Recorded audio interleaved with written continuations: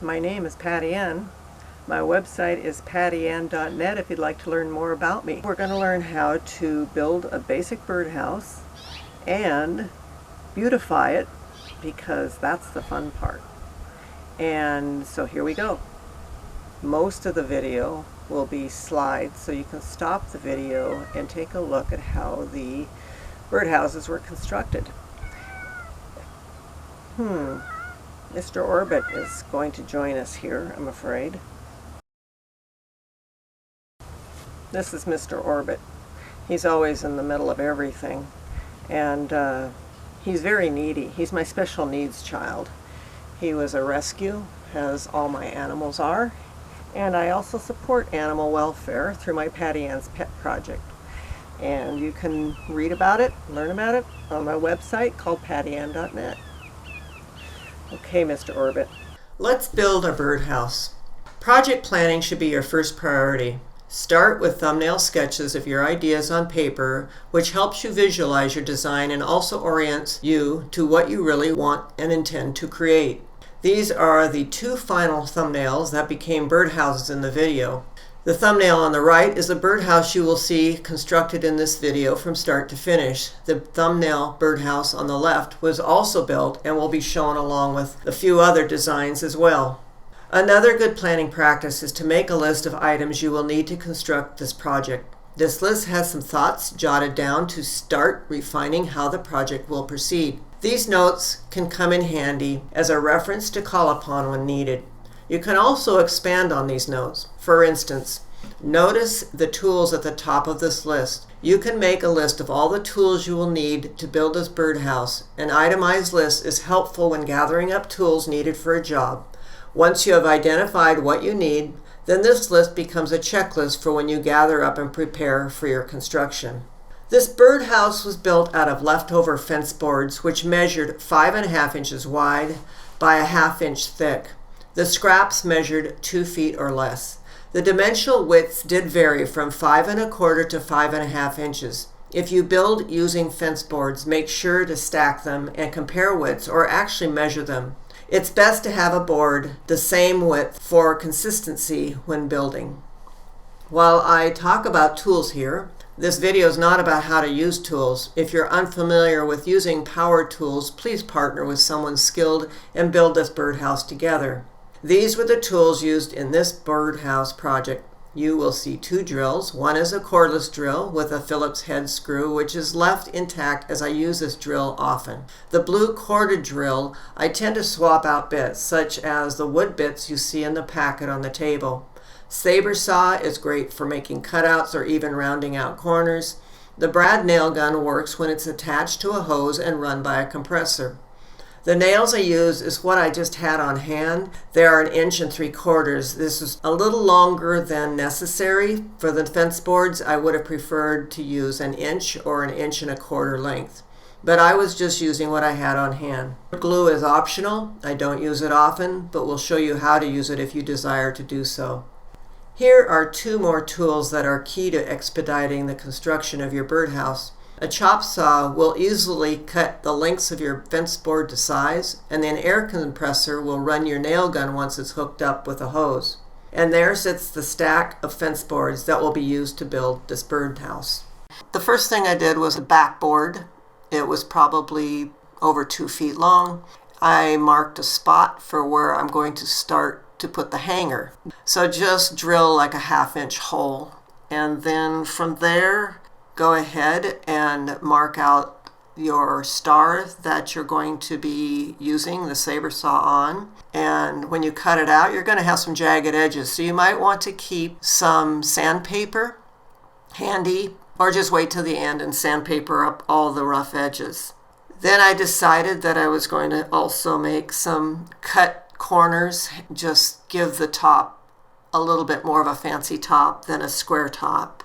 This particular slide shows the backboard. I'm not really sure at this point how long I want that backboard, so I made the sideboards. By the way, all the dimensions will be shown to you as we go in this video of each piece. The next slide just showing you that I glued these side pieces on, and then I brad nailed them. Again, I don't tend to use glue a lot, but if you want to use it, you're going to have to let it set up, but you also need to nail it. And to nail the back part of the backboard onto the sideboards, then make sure you use a brad nailer. Here are the dimensions of the backboard and the two side pieces. Now I'm building the bottom of the birdhouse with another scrap piece and giving it a cut and bringing it back so that you can see that it is also flush with the two side pieces. The reason for that is because you want your front facing piece to cover all of it. When you cut your front piece, you want to make sure you angle cut the top edge so when you put the roof on the house, it will lay flat. The birdhouse hole is 1.25 inches. There's a measurement for your front face, and you will see how the front face is now longer than the side pieces to cover the bottom piece. When you go to attach your bottom piece, make sure you do it with screws. The reason for that is you can clean out your birdhouse if necessary, and you can unscrew the bottom. Also, it's a really good idea to pre-drill your pieces that you're screwing, because otherwise the screws might split out your board. And then go ahead and screw the bottom on, and then take a look inside your house and even feel, because you don't want any stray brad nails sticking out into the house where it might injure a bird. When you cut your rooftop, start with the top of the roof and do an angle cut against the backboard. Do that before you cut the length of your roof, which should hang over the house by at least 1 inch, if not 2 inches. Once you tack on the roof, your basic birdhouse is complete, unless you decide to make your birdhouse a bit fancier, in which I did. I had a stack of trim pieces of various lengths that measured 1 inch wide, and they were 3/16 inch thick, so I thought it would be a perfect idea. I went ahead and just marked the measurements according to the birdhouse, and I started with the roof pieces, put both sides on, and then I finished it with the front piece. Front pieces should always overlap side pieces. Just looks a little bit more well-groomed and a finished product. Then I did the bottom pieces all the way around, and then I did the side pieces, and that was a pretty easy thing to make it a little bit more dressed up. The trim pieces were tacked on with the brad nailer as well. One thing to mention, when you are brad nailing these pieces together, make sure that you do not nail into the bottom board that screws on and off, because you will never be able to screw that bottom board off if you want to clean your birdhouse out. Now you have a completely trimmed out natural birdhouse, which you can leave in its state as is and hang it up, or you can take it another step further and you can go ahead and paint this birdhouse. And here are some ideas for you. Let's talk about paints a little bit and stains on birdhouses. You'll see in the background over yonder, there's new birdhouses, and this here is Mr. Orbit. He's always into everything, and apparently he wants to be a part of this video.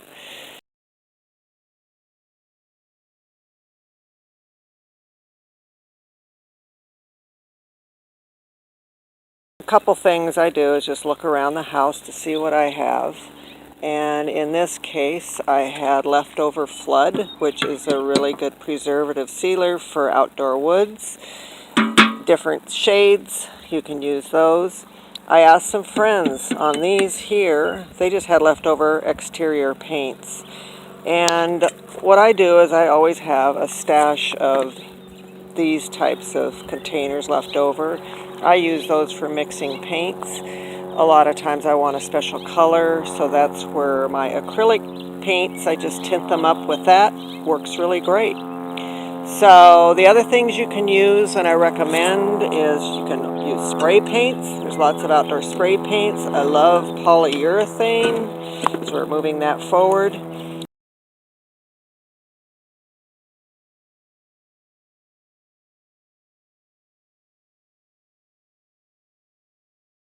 That's a really great thing to put over paints if you want your birdhouses to last and keep their color. If you don't care and you like the rustic look, then just paint it and let the weather take it naturally, and that's kind of cool too. Here's the end result of painting this birdhouse plus the other birdhouse that you saw in the original idea thumbnail at the beginning of the program. I painted these with exterior paints.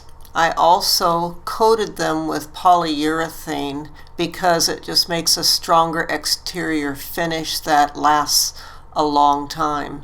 Here's the pair of birdhouses before they are accessorized. One of the things I did was use tile on this particular birdhouse. It was just your glass tiles that I actually had used originally when I tiled a floor in a bathroom, and used these as accents.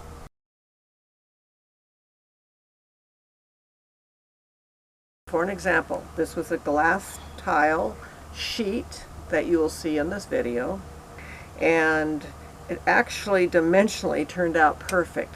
I didn't plan that. I usually build what I was going to build, which are these houses, and then I look for what I want to adorn them with next.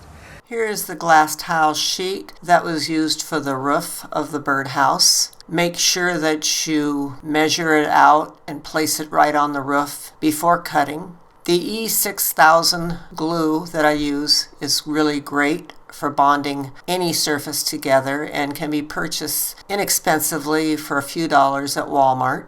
Just apply the glue to the back of the mat, not excessively, as it will spread out when you apply the mat to the roof of the house.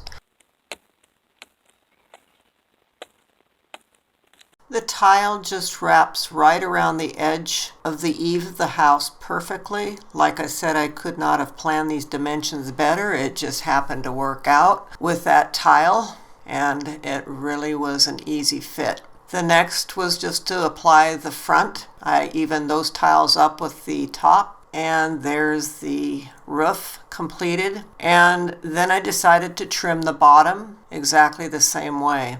After the tile was applied, and I let it dry for a little bit, I then applied a clear all-purpose silicone seal to all the inset grooves, just like you would normally grout tile. Because it is a roof, I wanted the water to wick off of it and not sit down in those grooves and work away at the wood below. Okay, now that I've got the silicone seal all over it, I've gone over each seam with my finger, which is left to design, and I'm going to need to scrape all this off with a little putty knife.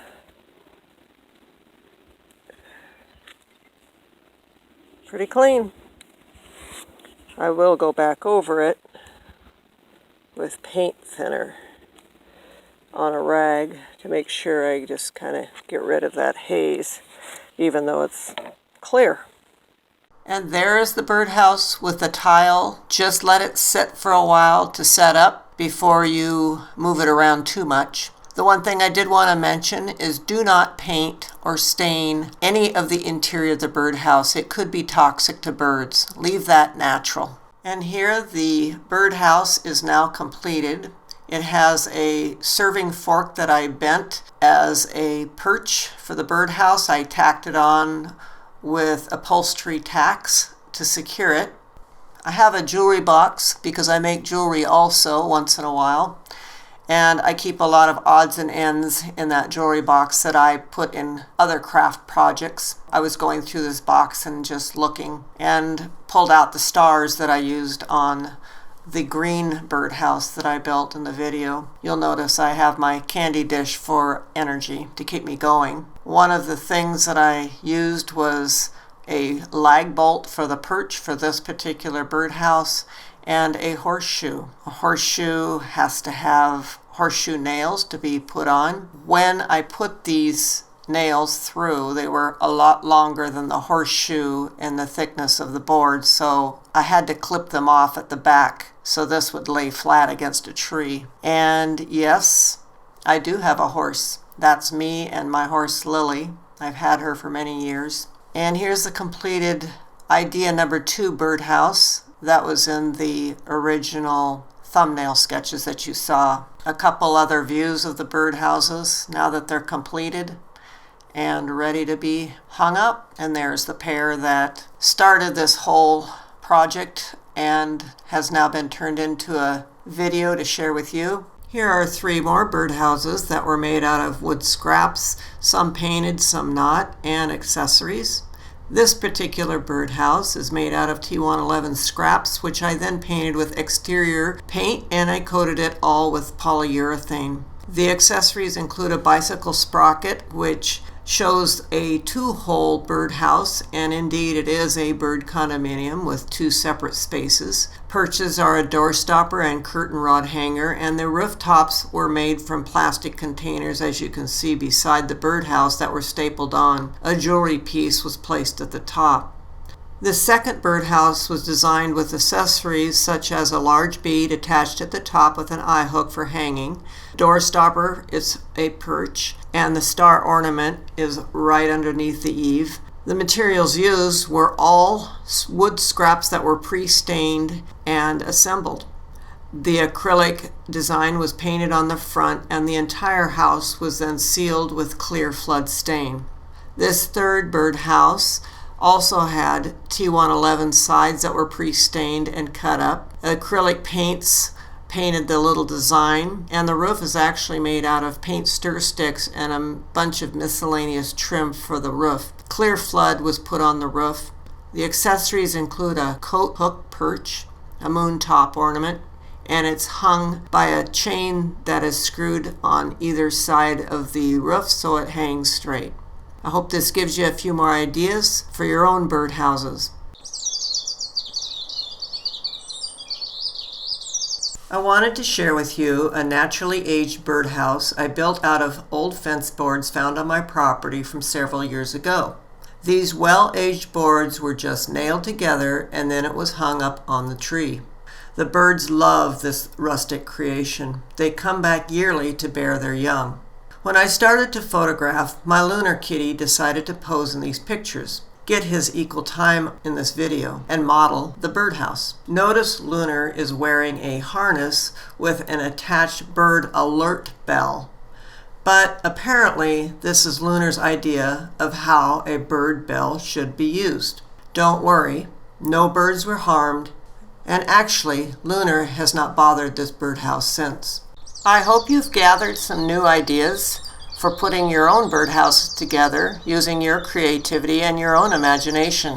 The rest of this video will show you where and how I hung my birdhouses, which were centrally located around my garden area.